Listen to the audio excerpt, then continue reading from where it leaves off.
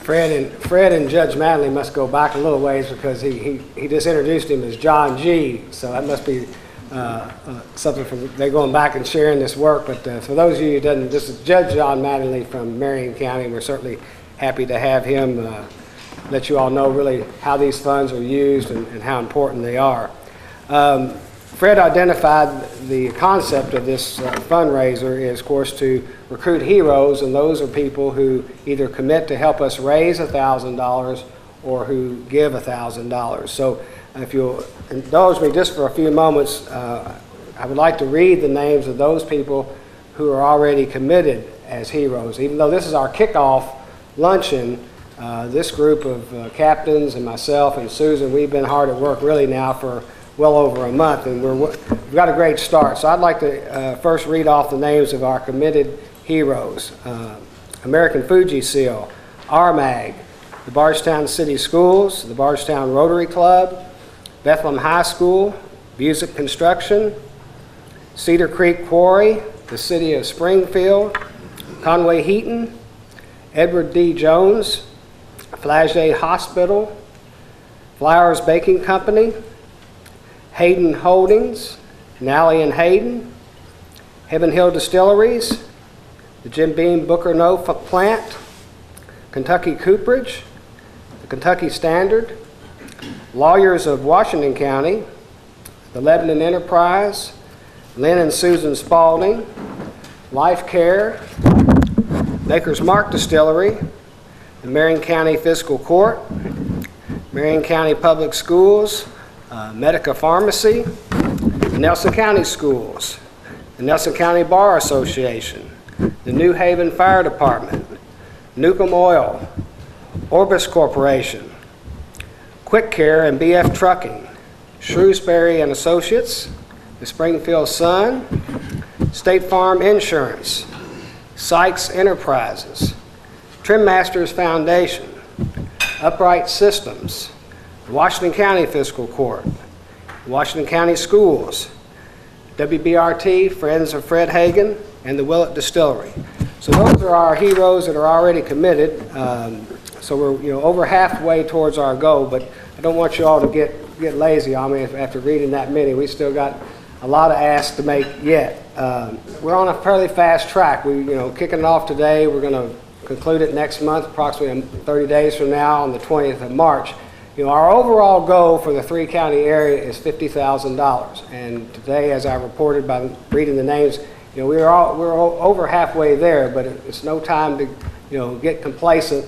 Still want you to go out there and make the ask. And I can tell you, you would be surprised the number of people who really appreciate the fact that you ask them, and don't assume that they would not ever give $1,000 or they wouldn't help raise $1,000, because I've run into people who sometimes might even get offended by the fact that you have people that are getting asked for $1,000 and their name's getting in the paper or whatever, and you never even asked them for, and they would have perhaps given you at that level. I had a pleasant surprise here just this week. I approached a business that I knew had 3 partners. I knew that between the 3 of those partners, they certainly could give $1,000. And I approached the fellow, and he said, "That should be no problem, Dick." He said, "As a matter of fact, we set aside a certain amount of our profits every year for community giving, and this is certainly one they had never been asked before." And he said, "This is certainly one we would like to be a part of." So I immediately sent him the information and said, "Just fill out the Heroes application and get it back to me."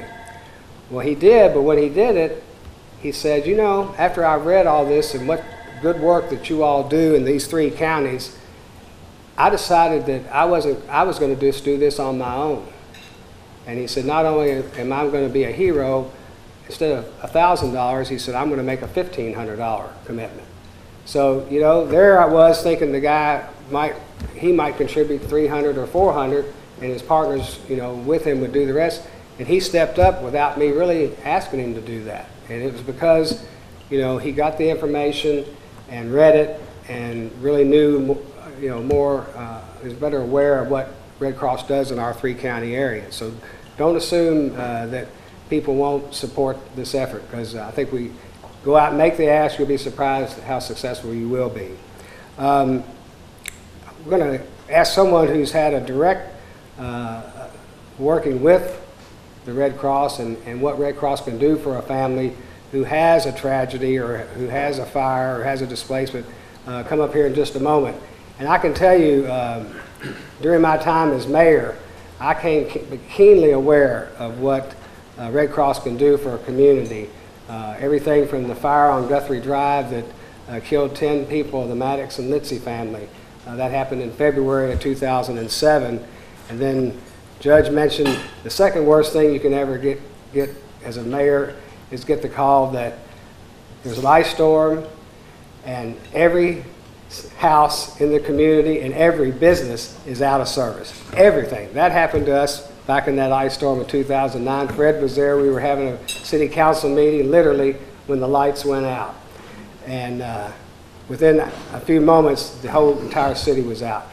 Red Cross was there to set up shelters for us and all over this county, and I'm sure Marion and Washington County. So I really came to appreciate what they can do for us. But today we have someone who's had a personal experience with what Red Cross can do for someone. So I want to call on Sarah Duncan to come up and speak to us on her experience with our local Red Cross chapter.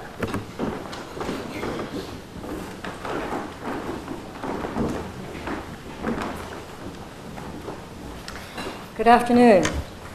I haven't had to deal with this. I guess I will get through this in just a few minutes without crying. But when I'm at home on the farm, I'm busy. I'm either washing eggs, packing eggs, or delivering them. It doesn't give me much time to think about the fire and what happened. Saturday, January 27th, 2013, my husband and I had gone out of town for the evening because when you're farmers, if you're at home, you're working. The only way to get away from it is to get away from it. Go away. So we did. Had gone out to dinner and had come back to the motel, and shortly thereafter got a phone call that our house was on fire and that obviously we were going to go home. And my first question was, where's my brother? Because we had left him at home with the 3 dogs. He is hearing impaired.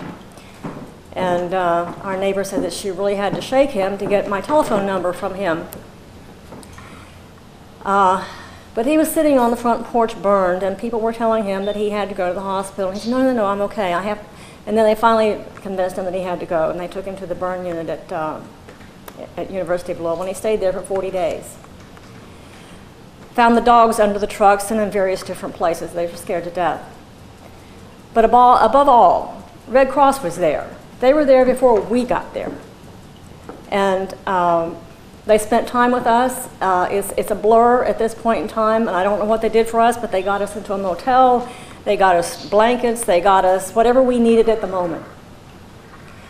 Shortly thereafter, my husband was focused on finding us a place to live, and because of the farming activities, we needed to be there at the farm. So he found a 30-foot camper for us to live in. And I can tell you that it doesn't leave you much room to have a fight. But we did that until July, and in the meantime we were dealing with mortgage companies, fire departments, insurance companies. That's when I realized, or when we found out, if you don't know what caused your fire, the state of Kentucky recognizes you as an arsonist because you cannot buy homeowners insurance again for 3 years. A period of 3 years have to pass. And we don't know what caused the fire. I do know that on Thursday, before the Saturday fire, I smelled smoke. Enough smoke, and the smoke was strong enough that I got up and I looked. I tried to find, I smelled different outlets, I went in different rooms and couldn't find anything, and then I just dismissed it, unfortunately, because I didn't know where else to look.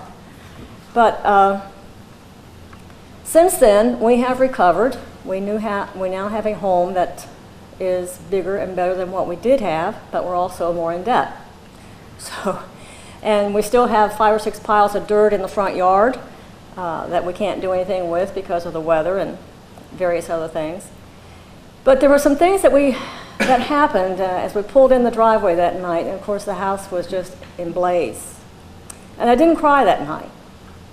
It was the next day when we went back, and I saw my first great picture laying in the rubble. half burned. And my husband's wedding band, which had been in a dresser drawer, had fallen out and it was just laying in plain sight. Just amazing, some of the things that happened. My mother had made quilts for each of her children, and mine was in the closet where my husband's clothes and the guns and the rifles and the shotguns that we had that had been handed down, some of them from family members. Everything in the closet burned except her quilt. Amazing. At least we thought it was. But this isn't the first time we have had, or I have had, Red Cross. Red Cross was there for me on another occasion, too. When I was 19 years old, I was in the desert of White Sands Missile Range in the Army. And I got a phone call about 11 o'clock one night that one of my brothers had passed away. A PFC only makes about $65 a month in those years. Not much, not enough for an airplane ticket, even though they only cost $50 one way. So the Red Cross took care of me then too. And they allowed me to pay back $5 a month or whatever it was it cost me then to pay them back. And I went home to the funeral and went back to White Sands with the assistance of Red Cross. They were there for me then too. There's a whole lot more I could probably tell you, and I could stand here for another hour or two. One of the other important things that I wanted to say is that one of my brothers was an artist, and his work, I had some of his work. Some of his college works traveled with the traveling Smithsonian in the late 1970s. The work that I had of his also burned. So, anybody have any questions? Any comments? If not, I will take a seat, and I just want to say again that the Red Cross was there when we needed them. Took care of us very well. Thank you, Susan.